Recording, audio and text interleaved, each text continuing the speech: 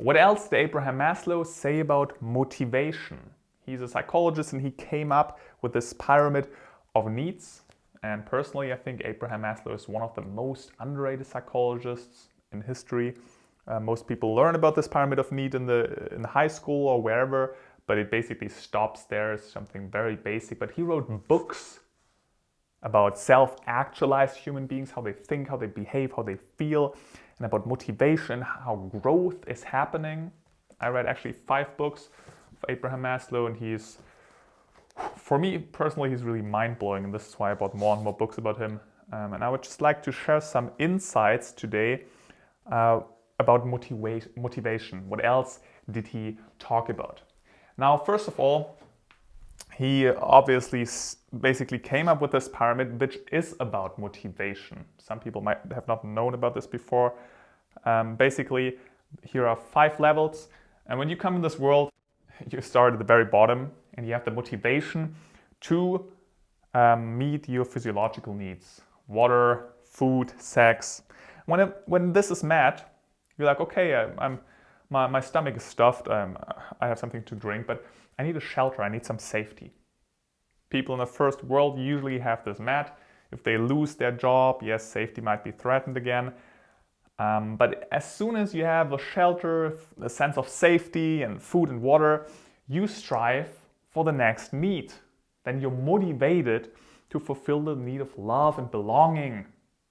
That people accept you in a group, and then at this point, if this is met, you really want to have some esteem, some self-esteem. Often this is also met by others who give you the esteem. This is why you seek for maybe being successful and showing people how great you are. You're motivated to do that. Always, whatever you're doing in life, there is some motivation behind. Motivation is something that is omnipotent. It's all omnipresent and always there. And at some point, get everything met, you're successful in life, you have a wife, you have friends, you have a house, you have food and water. And at some point you're asking yourself, wait, what do I actually want to do? Who am I? How can I self-actualize myself?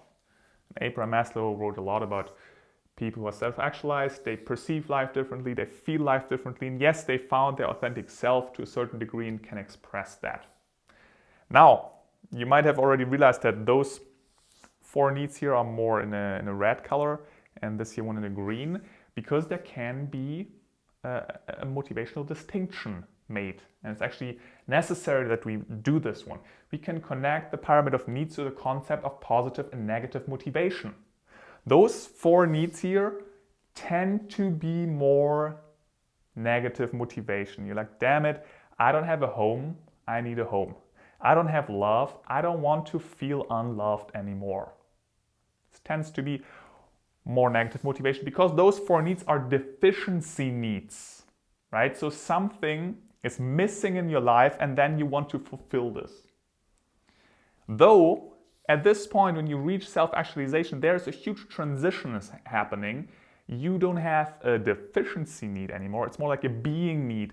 Basically, you then have all the negative stuff met and you're like, hey, okay, what do I want to be now? Then you're more positively motivated. Okay, I have everything met. There's no pain in my life anymore.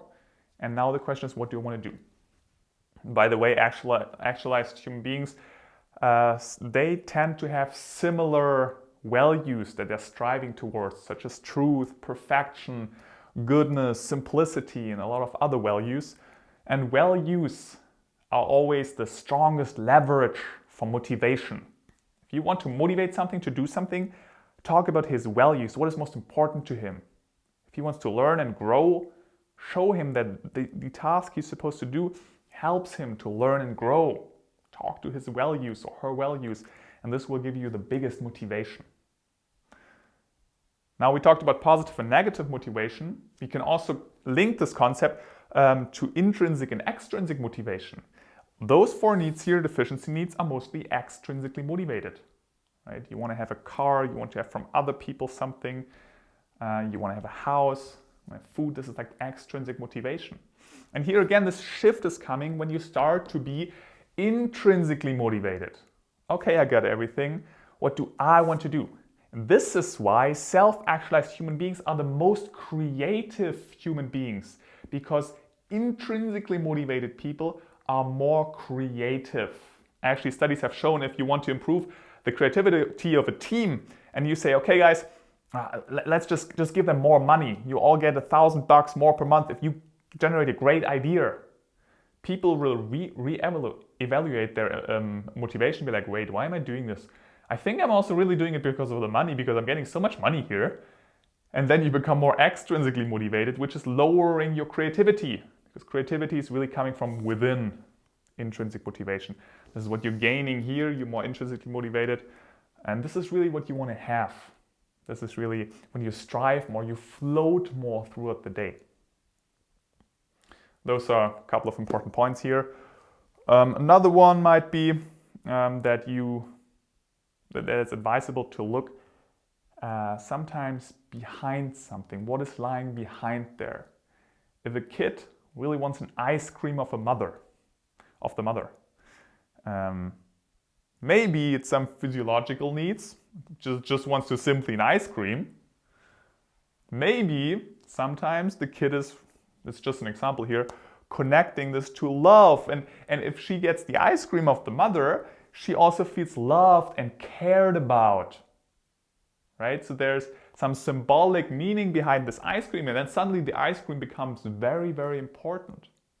It's just a secondary motivation here behind, but it's a very, very important one. Right? This is also why some people, for example, tend to overeat, because they feel a lack of love. They try to fill this feeling of love by eating and overeating, but it's not working. Right? It's like a hole that is like not having an end.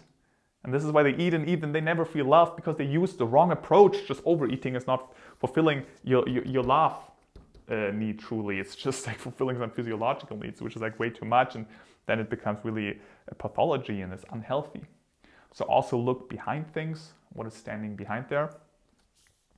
Also, since this is a motivational pyramid, we can actually connect something here. Abraham Maslow came up with another stage here, the self-transcendence stage, which is close to basically Buddhism and what they talk about enlightenment. You transcend yourself from others.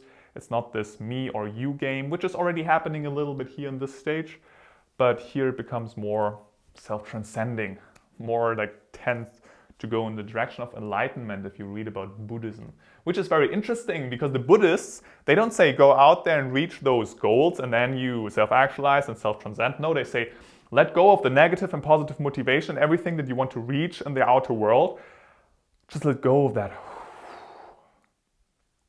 And you will reach that stage. So it seems like the Western society, or Abraham Maslow, who's a psychologist from the US, came more up with this approach, which is working. You can develop yourself. Those people really develop in this direction. Studies have shown that. He interviewed hundreds, probably even thousands of people. But Buddhism is apparently also working and going in the same direction, which is very, very interesting and deep. And now we're getting really to the core here. This pyramid is more than just 5 simple words here. There's so much behind. Right? I hope you gained some insights already by now. Yeah. So the more you develop, the more positively motivated you become. Abraham Maslow actually once also said, tell me where you're at, like what are your needs, what are your desires, what are your problems, what are you striving towards, and I will tell you how developed you are, right? If you're just striving to have like a house and be safe, okay, this is like your major focus. But this is not an all or nothing principle. Only if you this met, then you care about love. No, you can have safety not fully met and still care about love, esteem, even some self-actualization. Abraham Maslow interviewed some homeless people who didn't even have the safety need met, but they still show some self-actualization. So it's not an all or nothing thing, but there's a tendency, right? If you just care about, if you're a perfectionist because you're afraid of failure, because you care really what other people think about you, very important insight here. This is a huge topic in self-development. How to stop caring what other people think about you? Well, probably there's some love and esteem need that needs to be met. This is why you're motivated to show other people that you're great and that you're doing a good job, because you deeply don't feel truly loved and have a fully healthy self-esteem that is depending on yourself and not on others. If you would have this fully met, and you feel worthy and loved, independent of what you're doing in life and achieving in life, then you also don't really care what other people think about you to a certain degree. And you're not such a perfectionist trying to make it always perfect. Right? Self-actualized human beings are also perfectionists to a certain degree because they value truth and perfectionism, but in a healthy way, not in a maladaptive, unhealthy way. Right? I feel like we connected a lot of things. I hope it was interesting to you. I hope you gained some insights. Yeah, leave some comments below if you have some questions. Maybe it was too fast. Right? I've read 5 books. You're at a level where you maybe never heard of Abraham Maslow, so ask some questions.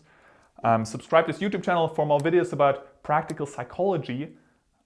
Also leave a comment or give a thumb up. Like this video, it just makes the video more visible. This is how the YouTube algorithm works. Yeah. If you're stuck here in any stage and you saw, wait, I need to improve, I need to change, I would like to change. I would like to be more positively motivated and less negatively. Get out of this rut. Then you can also hit me up. I'm a one-on-one coach. I'm a psychologist. We can talk about that and change your mindset, your behavior significantly. And yeah, I wish you a beautiful day and I wish you a lot of growth and happiness.